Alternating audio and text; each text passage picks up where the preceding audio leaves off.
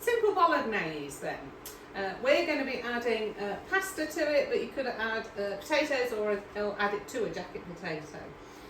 You could warm this up, but I've already heated or fried off, browned off my mince and my onions.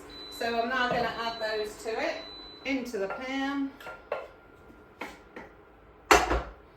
And then it's a case of adding everything else. So, true style, I've got a bit of garlic that I've chopped up. Add that in. Some carrots, chop those up as small as you can, doesn't take so much cooking. A bit of onion, raw onion this time, we'll add a bit of more flavour to that one. Add in your pasta.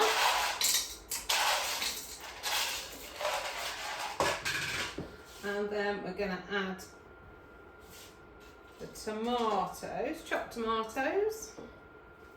And now add your stock in. So I've melted my stock cube.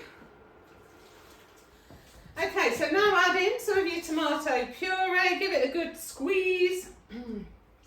And then add some mixed herbs. So you don't have to add these, but it does add a bit of flavour. Just a sprinkle or a teaspoon worth. And a bit of salt and pepper. Okay, and give it a good stir.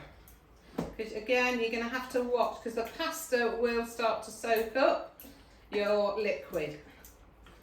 And then put your lid on. This has been cooking on high for 4 hours and it's now ready to serve. It smells delicious.